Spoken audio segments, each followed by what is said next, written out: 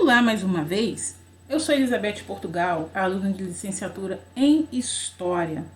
E vamos a mais um encontro sobre a cine-história, a história contada na visão da sétima arte, onde eu trago um tema histórico e ao final dou a dica de um filme que de alguma forma retratou aquele período histórico. Nesse encontro de hoje, eu irei falar sobre o governo democrático de Getúlio Vargas.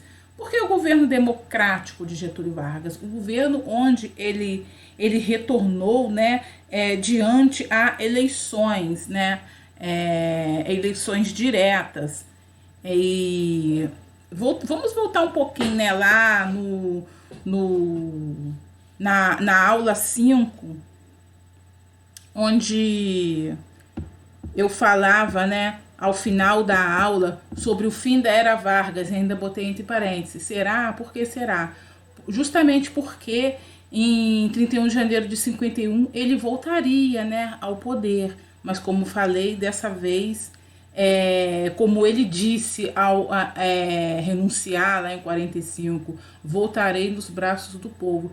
E de certa forma foi o que aconteceu, tanto que ali na primeira imagem tem: queremos Getúlio porque ele nos deu aposentadoria, queremos Getúlio, Getúlio Vargas, o candidato dos operários. Enfim, de fato, ele voltou em 51 nos braços do povo. Então vamos iniciar falando sobre as eleições, a eleição de 1950.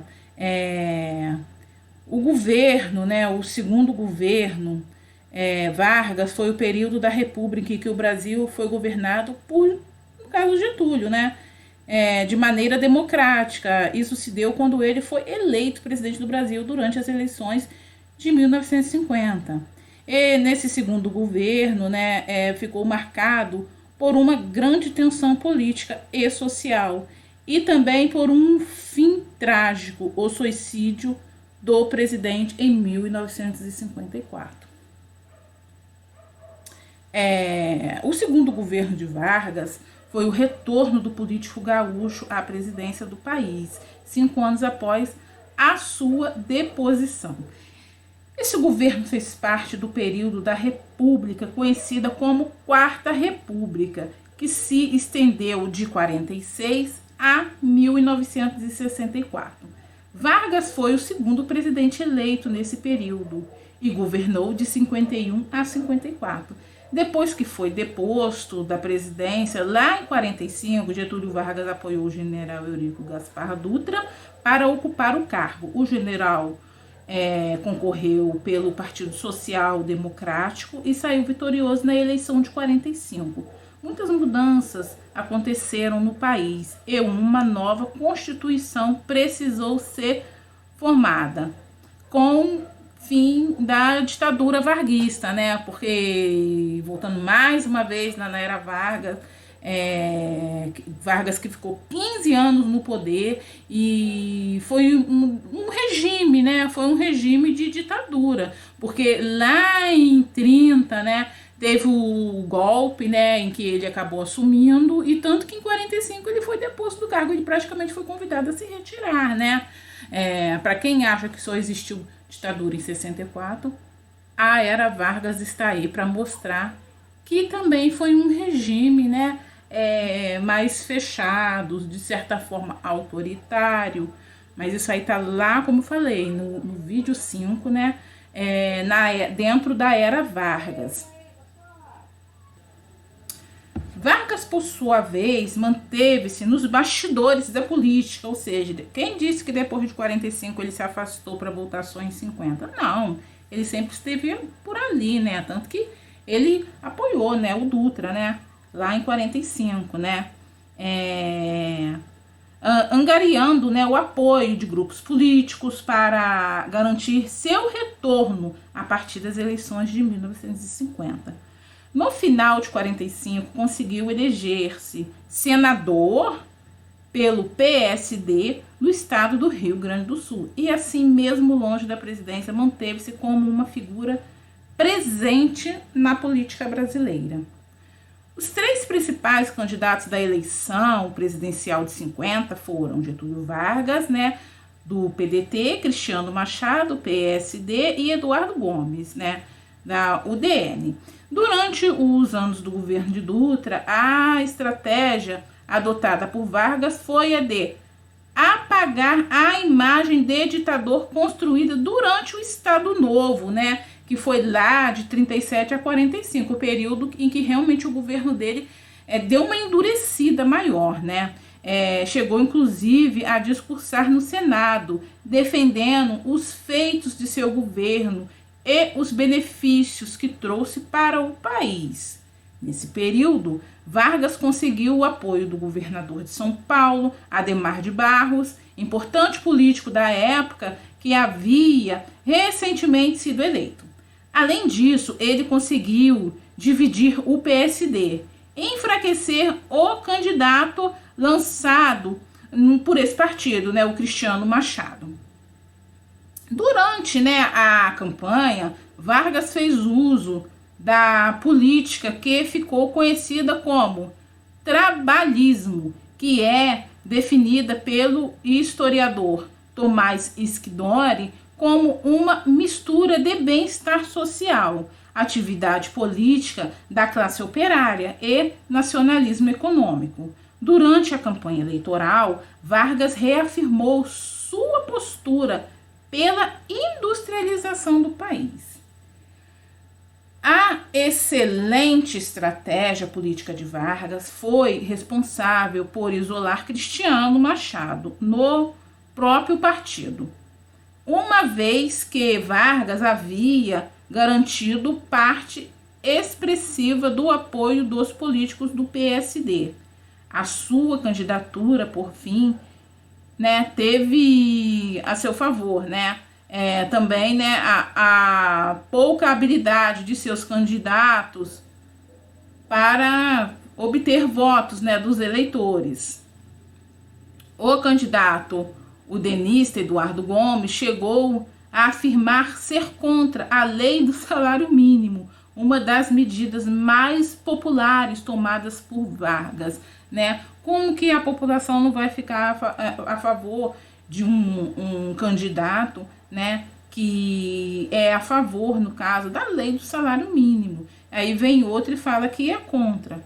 Realmente tinha que dar no que deu. O resultado das eleições lá em 1950 foi o seguinte. Inclusive aqui tem um mapinha, né, que configura mais ou menos isso dentro dos estados brasileiros. Não vou citar aqui cada um, né, porque a gente sabe, né, qual estado é qual estado. Mas o vermelhinho aqui é o Getúlio Vargas, né, que é do PTB. Ele obteve 48,76% dos votos, o Eduardo Gomes, da UDN, 29,66%, o Cristiano Machado, do PSD, 21,49%, e ainda tinha lá embaixo, né, na lanterninha, o João Mangabeira, que teve 0,2% dos votos. O João Mangabeira nem aparece aqui, né, descrito aqui nesse mapa. Mas enfim, vamos lá com relação às lideranças aqui no mapinha, né? Em vermelho, Vargas, que toma praticamente a maior parte do país, né? O sul praticamente todo, o centro-oeste praticamente todo, a maior parte do nordeste, né? No sudeste ele só não ganhou, né, com unanimidade em Minas Gerais, e parte ali do norte. Aqui, né, o presidente eleito democraticamente, Getúlio Vargas, esse senhor que está aqui ao lado. Crise política e social, né? Já de cara aqui, eu vou mostrar aqui, né? Tá aparecendo aqui à nossa esquerda os trabalhadores que fazem passeatas, né? A passeata da panela vazia e vão até a sede do governo. Isso foi em São Paulo. E aqui do outro lado, a Força Pública ocupa a Praça da Sé, também em São Paulo, durante a greve dos 300 mil. Vou explicar isso aqui para vocês, dentro agora desse período aqui do governo, né, do senhor presidente Getúlio Vargas. O governo democrático de Vargas foi fortemente marcado pela crise política, uma realidade no Brasil, né? Forte atuação da oposição de Getúlio, crise econômica, principalmente pelo aumento da inflação e tensão social, que aconteceu em decorrência das crises políticas e econômica e também das transformações que o país passava com o forte crescimento urbano. Existia um debate muito forte sobre a política de desenvolvimento econômico que seria ampliada no Brasil. Havia aqueles que se alinhavam a uma postura nacionalista, marcada por defender a ausência de influência de grupos e de capitais estrangeiros. Sendo assim, o desenvolvimento econômico seria conduzido pelo Estado e por capital e grupos nacionais. O outro grupo, por sua vez, considerava que a influência de corporações e do capital estrangeiro na nossa economia era bem-vinda. Isso aí, né, é algo discutível até hoje. Esse debate ecoava também no Exército, que, além disso, refletia as tensões existentes no contexto internacional, com relação, né, ao comunismo, por causa da Guerra Fria. O historiador Thomas Skimore, aquele historiador de novo, né, fala a respeito de dinheiro aplicado pela CIA, né, a Agência de Inteligência dos Estados Unidos, em organizações brasileiras, com o objetivo de difundir as doutrinas americanas no Estado brasileiro. Aquelas teorias, né? Getúlio, apesar de procurar, né, conciliar as duas agendas em seu governo, esteve mais voltado para a saída nacionalista. Um dos projetos dentro dessa proposta envolveu a criação de estatais para promover a exploração de recursos chaves como o petróleo, ao propor a criação de empresas nacionais para a produção de energia elétrica e a exploração do petróleo nacional.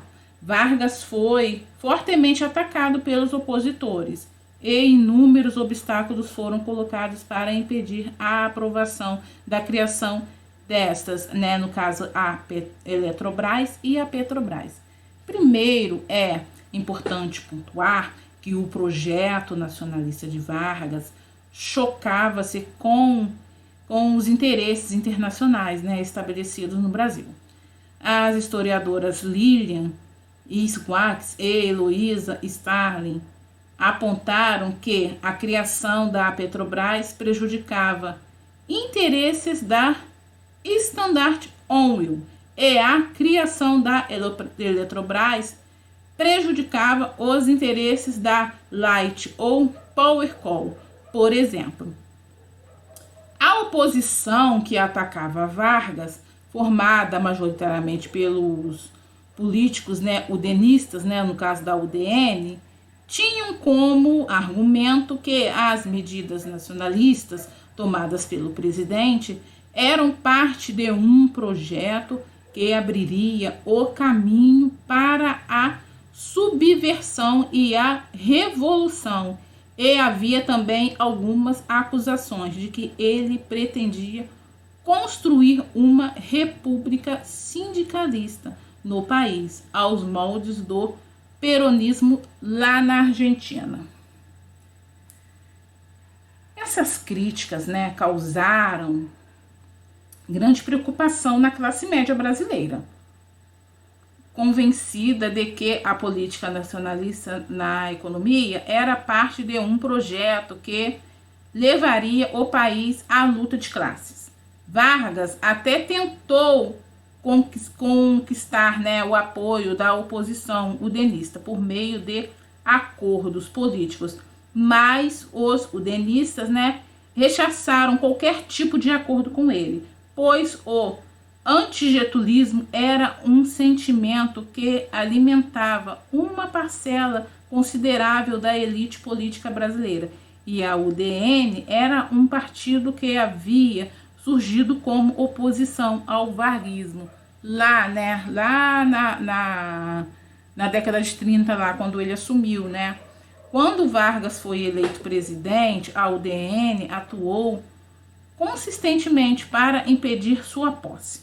Em 50, chegou a acionar o Supremo Tribunal Eleitoral para que a vitória de Vargas fosse anulada. Por não alcançar a maioria absoluta dos votos, né, mais de 50%, esse argumento caiu por terra, uma vez que a Constituição de 46 não exigia isso. Por fim, a postura radical e intransigente da UDN contra Getúlio Vargas pôde ser facilmente identificada na frase emitida por Carlos Lacerda, um dos nomes mais importantes desse partido, né, antes das eleições de 50. Além da UDN, a imprensa teve um papel destacado na desestabilização do governo de Vargas. Sobretudo, jornais como o Globo e o Estado de São Paulo. Os ataques da imprensa ao governo ganharam força a partir de 1953, depois de estourar um escândalo que acusou um jornal chamado A Última Hora de receber recursos do governo. Crise social. Além da crise política que prejudicava a governabilidade de Getúlio Vargas, a tensão social também foi um elemento importante para o aumento da instabilidade de seu governo. Primeiro, e conforme, né, mencionado, a crise política e os ataques promovidos pela UDN criaram um clima de insegurança e difundiram a insatisfação da população. Além disso, a inflação era um grande problema para o governo, pois reforçava a tensão existente. Antes de mais nada, é importante pontuar que o salário mínimo não era reajustado no país desde 1943. E quanto mais a inflação crescia, mais o custo de vida aumentava e mais poder de compra o trabalhador perdia. Em dezembro de 1951, houve um pequeno aumento do salário, que não conteve a insatisfação popular. Com a reorganização dos sindicatos, né, as lideranças de trabalhadores logo começaram a organizar-se para exigir melhores salários, né? E a organização dos trabalhadores levou à realização de uma das maiores greves da história do Brasil, a Guerra dos 300 mil. Essa aconteceu durante março de 53 e mobilizou trabalhadores de diferentes categorias, né? Poucos dias antes da greve, uma passeata formada por 60 mil trabalhadores aconteceu em São Paulo. Esses acontecimentos levaram Vargas a perceber que era necessário reforçar as ações na direção de manter o apoio do operariado, né, urbano, o grupo mais importante para a sua estratégia política. Assim, resolveu nomear Oswaldo Aranha para o Ministério da Fazenda e João Goulart para o Ministério do Trabalho. Crise política em 1954. Em 1954, a crise política do governo de Vargas só aumentou e as denúncias de que o presidente instalaria a República Sindicalista ganharam força. Houve até uma denúncia de que o presidente fazia parte de um esforço para implantar o Pacto ABC, um acordo de coordenação comercial entre o Brasil, Argentina e Chile, para enfrentar a influência americana. Esse pacto havia nascido de uma ideia de Perón, mas Vargas nunca aceitou fechar esse tipo de acordo com a Argentina.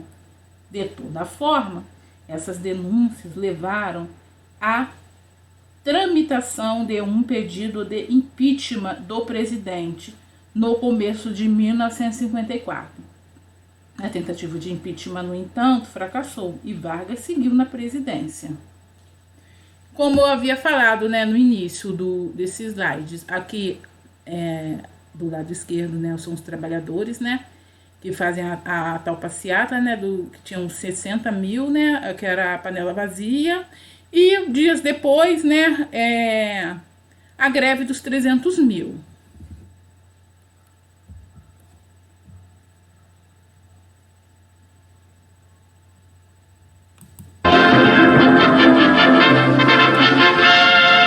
O Globo no ar. E atenção, atenção!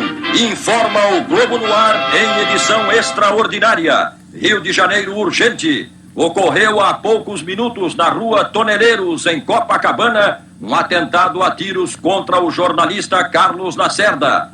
Ele voltava para casa acompanhado de seu filho Sérgio e de um oficial da aeronáutica.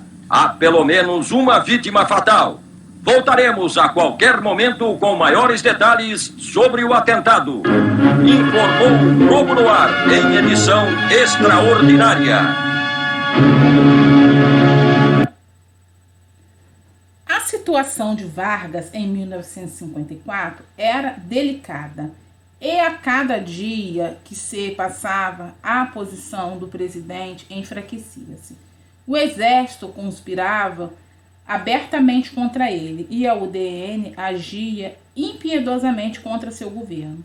Uma série de denúncias eram realizadas pela oposição, mesmo muitas delas sendo falsas.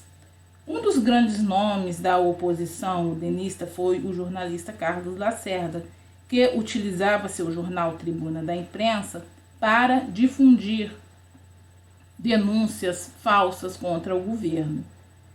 Ele foi o pivô do fim do segundo governo de Vargas. Além disso, sofreu um atentado fracassado, conhecido como o atentado da Rua Toneleiros, em 5 de agosto de 1954. Esse atentado foi executado a mando de Gregório Fortunato, chefe de segurança do Palácio do Catete, Palácio Presidencial. A tentativa de assassinato de Carlos Lacerda fracassou, mas o atentado resultou na morte, né, do segurança do jornalista, o militar da aeronáutica chamado Rubens Vaz. Esse acontecimento deu início a uma das maiores crises políticas da história do Brasil. Vargas, contudo, não teve envolvimento na realização desse atentado. Os historiadores argumentam que a ação foi fruto da mobilização dos apoiadores de Vargas, temerosos pelo desmoronamento do governo. Fortunato foi convencido por membros do governo a contratar um pistoleiro para matar Lacerda. Aqui na primeira imagem, né, Lacerda é carregado pela polícia, né, um dia após o suposto atentado, e aqui ao lado Getúlio Vargas e sua guarda pessoal, chefiada por Gregório Fortunato, à sua esquerda. Né, no caso aqui, o lado direito da foto, Gregório, esse aqui de chapéu. É uma minissérie chamada Agosto, que retrata, né, esse período da nossa história. É uma minissérie muito boa.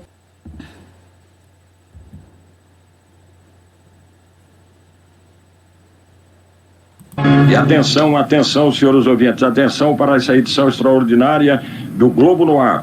Acaba de se suicidar no Palácio do Catete o presidente Getúlio Vargas. Repito, acaba de se suicidar no Palácio do Catete o presidente Getúlio Vargas. Continue ligado, mais informações a qualquer instante. Informou o Globo no ar, edição extraordinária.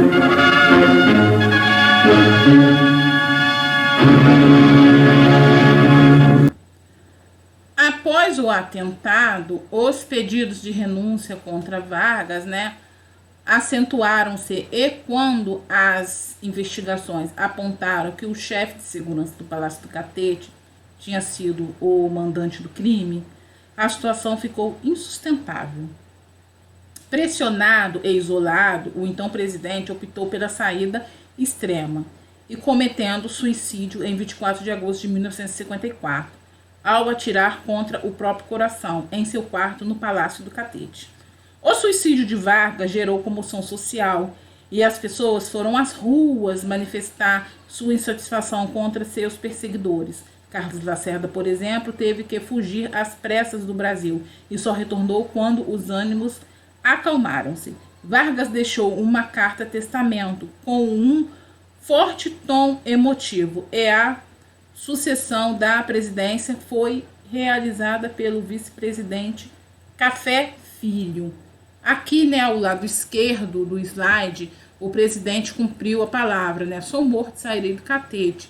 E aqui na outra imagem, né, a população, né, provavelmente aqui no velório, né, do presidente, né, do então presidente, a população completamente consternada, né, comovida com o fato ocorrido. Eu vos dei a minha vida, agora ofereço a minha morte. Nada receio. Serenamente dou o primeiro passo no caminho da eternidade e saio da vida para entrar na história. É trecho da carta, testamento, né, deixada por Getúlio Vargas. A história contada na visão da sétima arte. Eu trago aqui, né, o filme Getúlio, que é um filme, né, que conta, né, a intimidade do presidente, né, em seus 19 últimos dias de vida, pressionado por uma crise política sem precedentes em decorrência, né, das acusações de que teria ordenado, né, o atentado contra o jornalista Carlos Lacerda. Ele avalia os riscos existentes até tomar a decisão de se suicidar. O filme é de 2014, direção de João Jardim, tem duração de 100 minutos, né? Um filme brasileiro, né? De gênero drama histórico e biográfico, né? Um filme nacional, né? Como já falado, classificação de 14 anos. No papel de Getúlio temos Tony Ramos, né? Drica Moraes, né? Que faz a primeira dama, Alexandre Borges, como Carlos Lacerda, entre outros no elenco. Como sempre falo, né? Tem o link aí embaixo, né? Para vocês assistirem o filme, tem ele disponível no YouTube. É um bom filme, né? Uma visão interessante, né, sobre esse período, né, esse fato, e vale muito a pena assistir.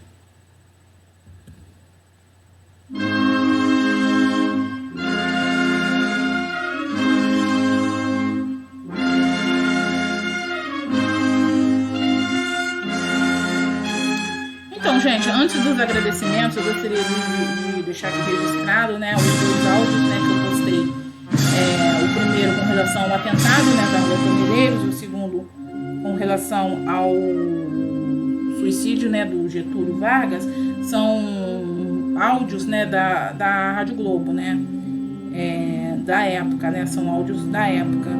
E então, né, galera, gostaria de agradecer mais uma vez, né, por vocês estarem aqui mais uma vez, né, assistindo, né, esse vídeo, né, que conta mais uma vez a história do Brasil, né.